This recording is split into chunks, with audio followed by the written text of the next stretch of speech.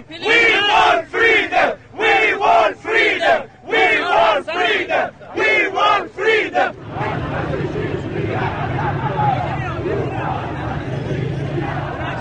More than 24 million votes for Ahmadinejad. A little over 13 million for Mousavi. A turnout of 85%.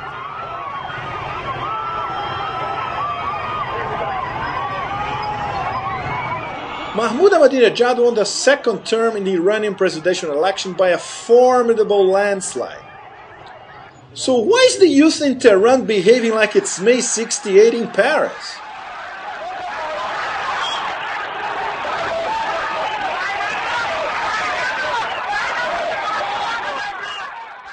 And why this? This was the scene in Tehran on Saturday, around 4 in the afternoon. Late at night, Mousavi had said, and I quote, "I'm warning I will not surrender to this dangerous charade. The result of such performance by some officials will jeopardize the pillars of the Islamic Republic and will establish tyranny." Compare it with Supreme Leader Ayatollah Khamenei, where the buck really stops in Tehran. He said, and I quote, "I assume that enemies intend to eliminate the sweetness of the election with their hostile provocation." Ahmadinejad's victory, the Supreme Leader said, is a divine assessment. How could the Green Revolution have got it so wrong? What about the hopes for a more stable and better managed Iran economy? More civil liberties, and less confrontation with the West? Mousavi says this is all a charade. Let's examine a concise timeline. By the end of May, Mousavi was ahead of Ahmadinejad in Iran's 10 biggest cities by 4%. So fast forward to this past Friday, when Khamenei met with Hashemi Rafsanjani, the number 2 in the regime, who had warned the Supreme Leader 3 days earlier about the possibility of election fraud.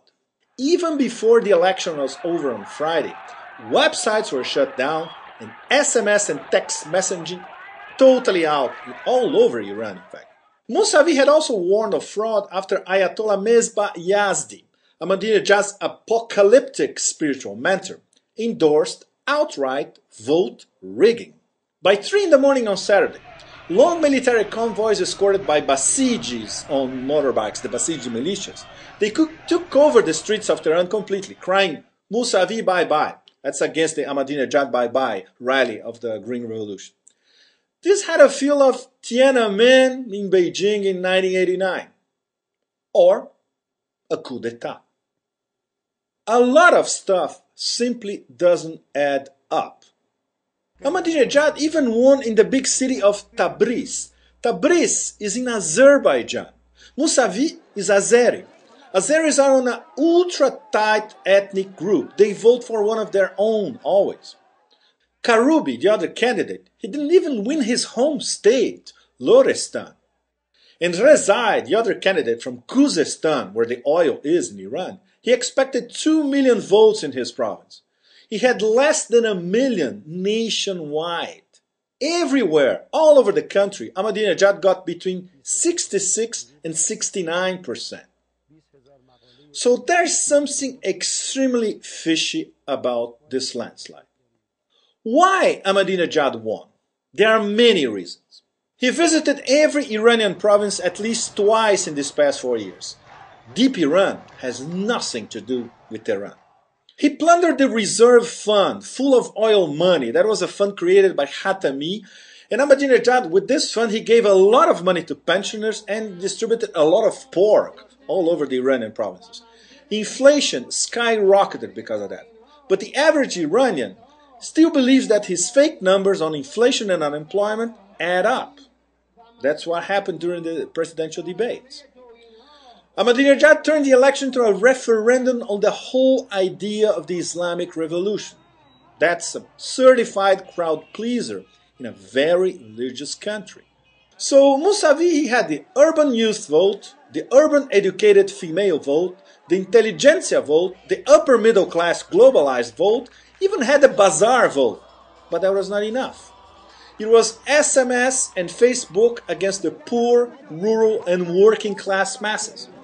Those who see themselves in the pious son of a blacksmith, honest Ahmadinejad. So who wins outside of Iran? The usual suspects. But the biggest winner is who else? The supreme leader himself. He voted Ahmadinejad. And this is how it worked. When Mousavi said in the presidential debates that Ahmadinejad was a disgrace to Iran's global image, he did not get away with it. And the whole thing was conducted via the very powerful Kayhan newspaper, very close with the supreme leader. In fact, the editor is practically the spokesperson of the supreme leader. Ahmadinejad, on the other hand, he went after Rafsanjani with all guns blazing, accusing him of corruption for the past 20 years, for that matter. Rafsanjani is arguably the number 2 most powerful man in the Iranian system for more than 20 years now. He controls the Expediency Council and the Council of Experts as well. But the Revolutionary Guards fear Rafsanjani and are against him. These are the people that really matter in the Iranian system. The top clerics and the Revolutionary Guards. And the name says it all. They are the guardians of the whole idea of the revolution. And they only respond to the supreme leader. Very conservative, both of them, the clerics and the guards. And with the Basij militia working as a kind of military cell in every mosque all over Iran, they simply can do no wrong. So what happened?